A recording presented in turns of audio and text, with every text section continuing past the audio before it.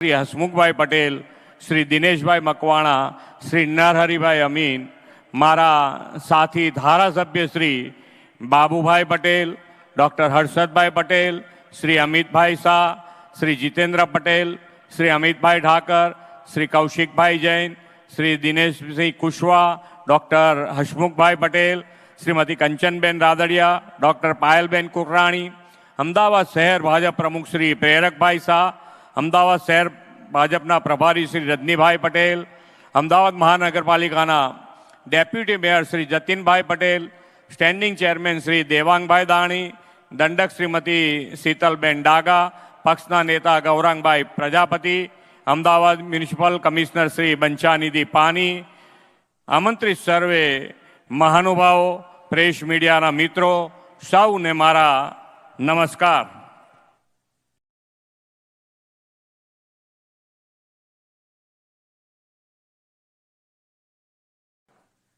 આજે શસ્ત્ર સેના ધ્વજ દિવસ છે.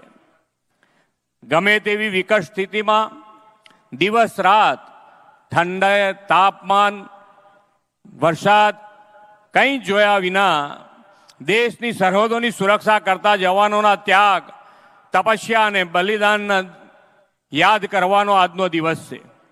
વિશ્વ નેતા અને યશસ્વી વડાપ્રધાન શ્રી નરેન્દ્રભાઈ મોદી અને આપણા કર્મઠ ગૃહમંત્રી શ્રી અમિતભાઈ શાહે સૈનિક કલ્યાણના અનેક કામોથી જવાનોનું ગૌરવ કર્યું છે.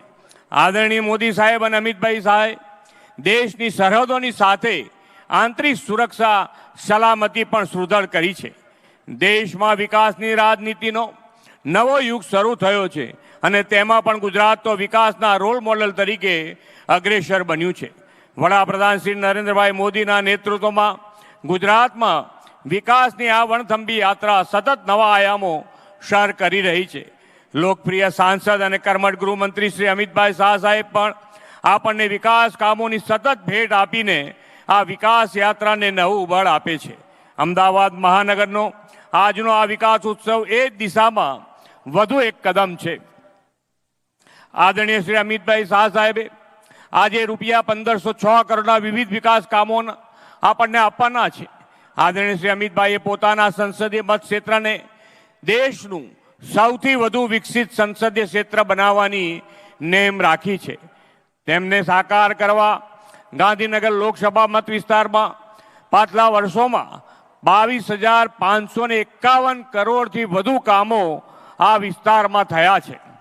આના પરિણામે આવાસ, સ્ટ્રોમ વોટર લાઇન, પાણી, ડ્રેનેજના કામો, રોડ રસ્તા જેવા ઇન્ફ્રાસ્ટ્રક્ચરના કામો, શહેરની સુવિધામાં વધારો થયો છે.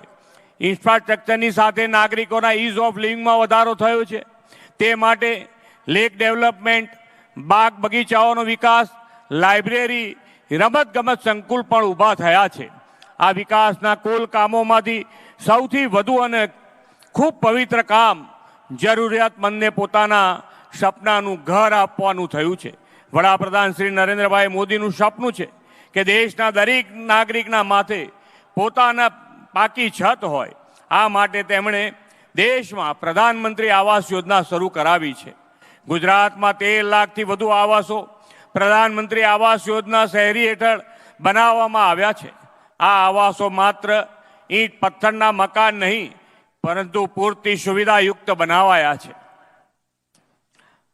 આજે આદરણીય શ્રી અમિતભાઈના હસ્તે 1700થી વધુ આવાસોના લોકાર્પણ અને 861 જેટલા EWS આવાસો તથા સ્લમ રિહેબિલિટેશન હેઠળ તૈયાર થનાર આવાસોના ખાતમુહૂર્ત પણ થવાના છે. લોંગ ટર્મ અને સસ્ટેનેબલ ડેવલપમેન્ટની દિશા અને પરંપરા આદરણીય શ્રી અમિતભાઈ શાહે પોતાના મત વિસ્તારમાં આગવા વિકાસ પ્રકલ્પો માટે પણ અપનાવી છે. તેમના પ્રયાસોથી ગાંધીનગર લોકસભા વિસ્તાર હરિયાળો વિસ્તાર બન્યો છે અને શહેરી વિસ્તારમાં જ ફક્ત 8% જેટલું ગ્રીન કવર વધ્યું છે. મિયાવાકી પદ્ધતિથી અર્બન ફોરેસ્ટ નિર્માણ કરીને ગ્રીન ગ્રોથ ઊભા થયા છે. ગ્રીન કવર વધારવા 28 લાખ વૃક્ષો વાવવામાં આવ્યા છે. તળાવોનું પુનઃનિર્માણ, ઓક્સિજન પાર્ક સહિતની એક આખી પર્યાવરણ પ્રિય ઇકોસિસ્ટમ ઊભી થઈ છે. વડાપ્રધાન શ્રીના નેતૃત્વમાં દેશનો આ અમૃતકાળ ચાલે છે. શ્રી નરેન્દ્રભાઈ મોદી તથા શ્રી અમિતભાઈ શાહના સફળ પ્રયાસોના પરિણામે અમૃતકાળમાં અમદાવાદને કોમનવેલ્થ ગેમ 2030નું ગૌરવ મળ્યું છે. તેના કારણે હવે અમદાવાદ શહેરમાં વિકાસની ગતિ બમણી થશે અને આવનાર દિવસોમાં આદરણીય શ્રી અમિતભાઈ શાહ સાહેબના માર્ગદર્શનમાં વિકાસ વિશ્વ કક્ષાના અનેક નવા પ્રકલ્પો પાર પાડશે. આપણું અમદાવાદ દેશના સ્પોર્ટ્સ કેપિટલ તરીકે પ્રસ્થાપિત થશે એવા વિશ્વાસ સાથે વિરમું છું. ભારત માતા કી જય. વંદે માતરમ. જય જય ગરવી ગુજરાત.